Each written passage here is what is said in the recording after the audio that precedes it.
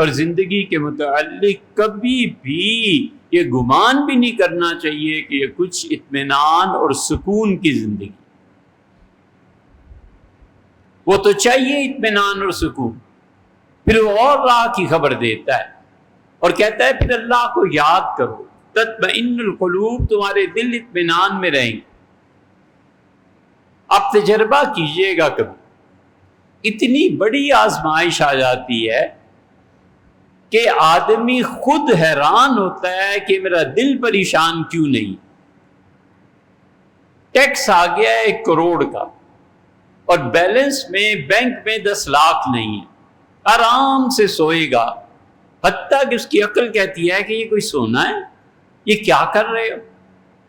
فلاں عزیز کا انتقال ہو گیا، دکھ اسے ہوتا ہے طبعاً، لیکن عقلاً کہتا ہے دکھ ہونا چاہیے، طبیعت میں اتنی گہرائی سے دکھ نہیں پہنچتا۔ جب ایسی کیفیت آ جائے اور آزمائش میں ہوتا ہے ایسے،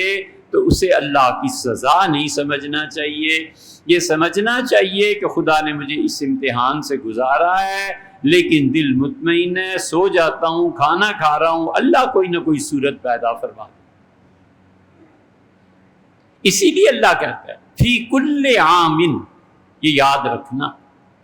اللہ نے کہا فی کل عام مرتن او مرتین، ہم ہر سال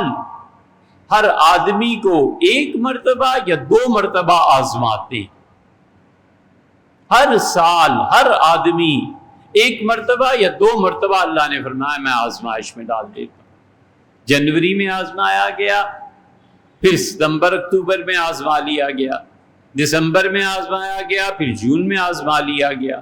ایک ہی مہینے میں 2، وہ تو مالک کی مرضی ہے نا۔ فی کل عام مرتن و مرتین، ہم ہر انسان کو سال میں 2 مرتبہ آزمائش میں ڈالتے ہیں تاکہ ہم دیکھیں ہمارے بندے پر ہماری بندگی کتنی غالب ہے، باوجود اس کے کہ وہ بغیر آزمائش میں ڈالے ہوئے بھی جانتا ہے کہ اس کا رزلٹ کیا آگے چل کے نکلنا ہے، لیکن پھر بھی وہ کہتا ہے کہ جو لوگ اس دنیا کی زندگی میں خوش ہیں، وَاطْمَأَنُّوا بِهَا، اور بڑے سکون سے زندگیاں گزار رہے ہیں، انہیں پتہ چلے گا جب وہ میرے پاس آئیں گے